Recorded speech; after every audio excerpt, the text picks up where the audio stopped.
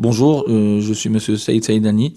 Je suis directeur de l'association Ombre et Lumière, une association qui est créée depuis 10 ans, qui est là au quotidien auprès des habitants et des jeunes sur une mission d'insertion sociale et professionnelle, sur une mission de prévention de la délinquance, sur une mission d'éducation et sur une mission aussi humanitaire. Et on va vous présenter le projet qui s'appelle La Nuit Porte Conseil.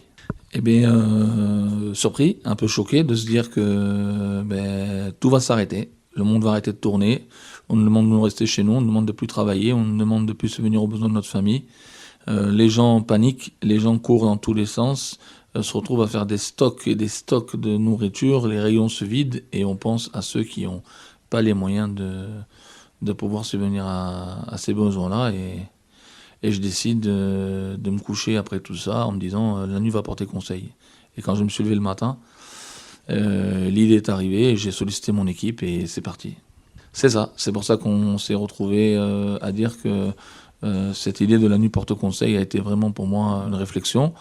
Et on a répondu très rapidement présent et surtout nos partenaires ont répondu très rapidement présent à cette action. J'ai tout d'abord réuni toute mon équipe avec les acteurs principaux tels que Souad, Hamza, Jamel, Sarah, tous les partenaires qui étaient présents avec nous et la plupart des assos qui travaillent avec nous tels que les ateliers Doumi, Diamant des Cités, des Racines et des Ailes, Mille et un Sourires, toutes ces assos là qui interviennent tous les jours.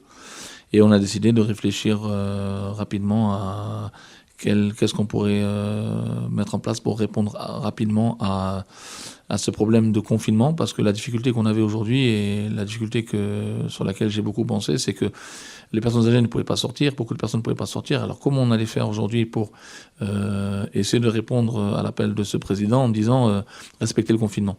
Si on est en capacité de pouvoir préparer des repas et puis aussi préparer des colis alimentaires et les livrer, eh bien, on allait à un moment essayer de réduire les déplacements. Et en essayant de réduire les déplacements, on allait réduire la marge de ce Covid. Nous, au départ, on est parti sur une idée de 40 repas par jour et d'une 50 de colis alimentaires par semaine. On a travaillé d'abord sur notre commune, Senon.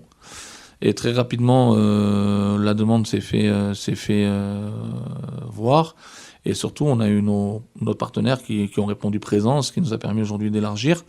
Et suite à ça, c'est là où on a sollicité les acteurs sur le territoire, que ce soit sur la partie du lac et de Grand Parc avec Diamant des Cités et Morty, que ce soit sur Mérignac avec Diamant des Cités, que ce soit sur les étudiants avec l'association Mille et un Sourires, des Racines et des Ailes sur Bordeaux, des ateliers Doumi sur Senon.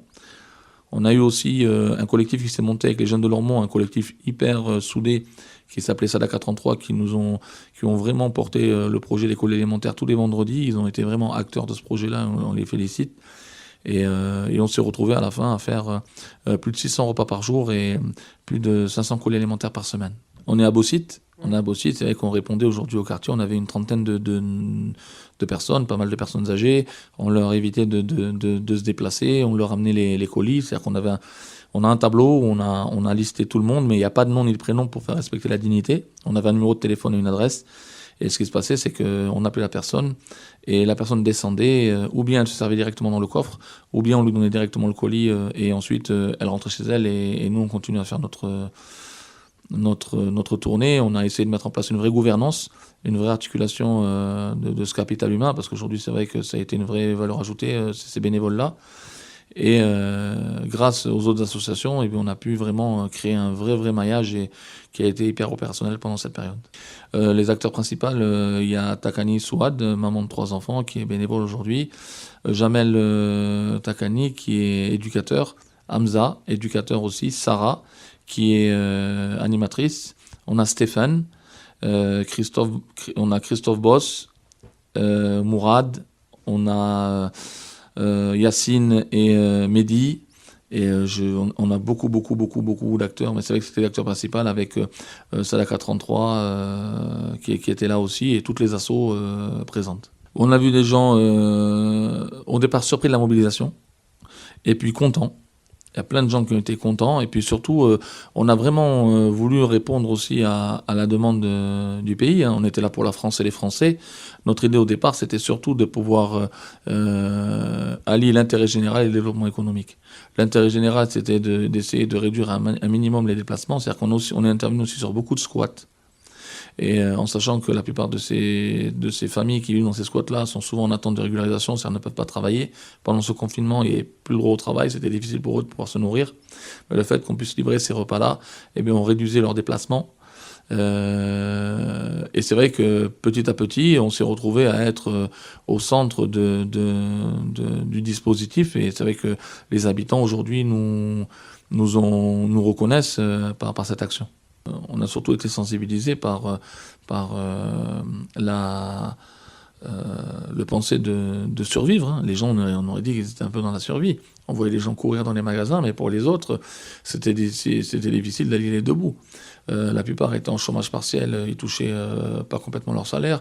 D'autres ne travaillaient plus, c'était sur les CDD, là ne travaillaient plus. D'autres n'avaient pas le chômage parce que c'était terminé, ils devaient retravailler. Mais le confinement, c'est-à-dire qu'aujourd'hui, on se retrouvait dans une crise où les gens avaient peur de ne pas subvenir aux besoins de leur famille, de ne pas pouvoir manger un repas du soir. Et on s'est retrouvé, c'est vrai, où là le lapsus est révélateur, mais quand il a dit le mot guerre, on s'est retrouvé en guerre. Et la seule arme qu'on avait aujourd'hui, c'était cette solidarité. Et les habitants ont répondu présent, les associations ont répondu présent, et aujourd'hui, on a pu s'en sortir ensemble. Et c'est vrai qu'aujourd'hui, il n'y a qu'ensemble qu'on peut y arriver. Au départ, très triste de voir qu'aujourd'hui, les gens avaient peur d'ouvrir leurs portes. Très triste de voir qu'aujourd'hui, si un voisin... la solidarité, je ne l'ai pas trop vue entre habitants. C'est plutôt les assos qui ont déclenché cette solidarité-là. C'est plutôt ces acteurs sociaux qui ont déclenché la solidarité. Aujourd'hui, les gens avaient peur et ça a été triste pour nous aujourd'hui. Et puis petit à petit, les gens ont commencé à ouvrir leurs portes, ont commencé à découvrir qu'il y avait une solidarité et qu'on était capable de pouvoir s'aider les uns les autres. Et là, la joie et l'envie nous a donné de développer ce projet-là et de mettre la main à la pâte pour leur donner vraiment envie de continuer à vivre. Il y a un sentiment fort qui m'a beaucoup touché, c'est le sentiment d'abandon. Aujourd'hui, je me suis senti abandonné par les institutions. Ça a été difficile.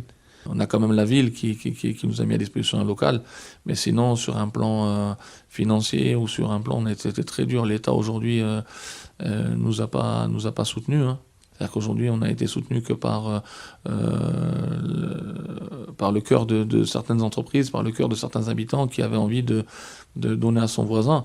Mais ce sentiment d'abandon, aujourd'hui, il a été très dur. Et si on n'avait pas cette fibre sociale en nous, on n'aurait pas pu porter ces projets-là.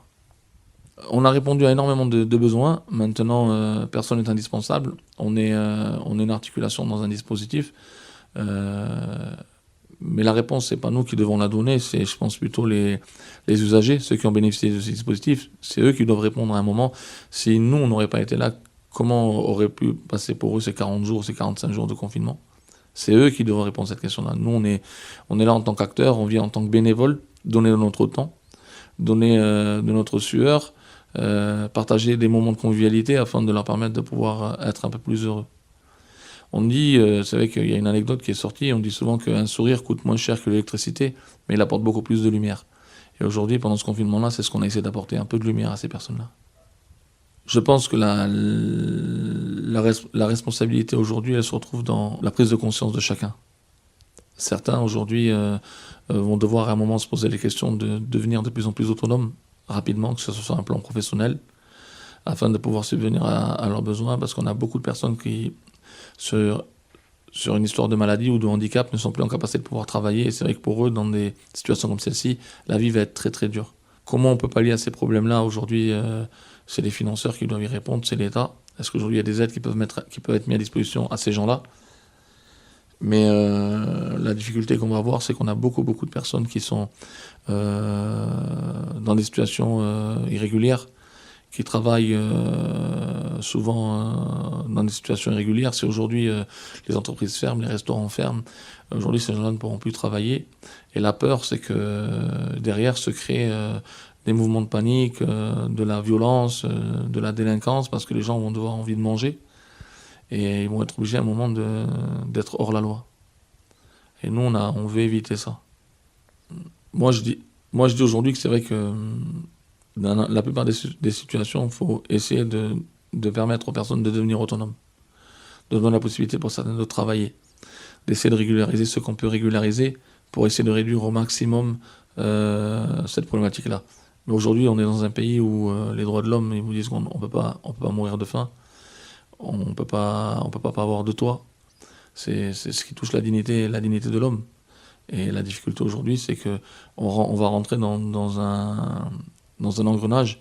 Déjà, on y est déjà, où on a de plus en plus de personnes qui sont dehors, de plus en plus de personnes qui n'ont plus de toit. Et ça va déclencher des grosses problématiques. Je voudrais surtout remercier sur ce projet-là, qu'on avait nommé La Nuit Porte Conseil, vraiment tous les partenaires qui nous ont aidés, que ce soit les ateliers Doumi, que ce soit Diamant des Cités, les Racines et des Ailes, Mêler un Sourire, les habitants, Sadaka 33, la Croix-Rouge et toute l'équipe d'Ombre et Lumière et tous ceux qui ont cru en nous. Je remercie aussi les petits livreurs qui étaient là tous les jours pour venir livrer leurs 20 ou 25 colis afin de permettre à des gens de pouvoir avoir leur repas tous les soirs. Et je crois en l'humain, je crois en l'avenir. Je pense que ensemble on peut s'en sortir. Mais n'oubliez pas que près de chez vous, il y a un voisin qui, peut-être derrière une porte, n'est pas en capacité de prendre un repas. Et s'il y en a souvent pour deux, il y en a pour trois.